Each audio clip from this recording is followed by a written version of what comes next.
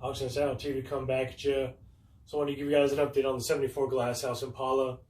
If you guys seen in my previous videos, I redid all the interior pieces and painted them, got them all taken care of.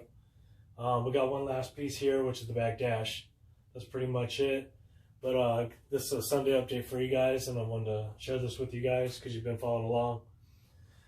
Got my brand new interior kit that just came in yesterday. This is for the back seat here. You guys can see that.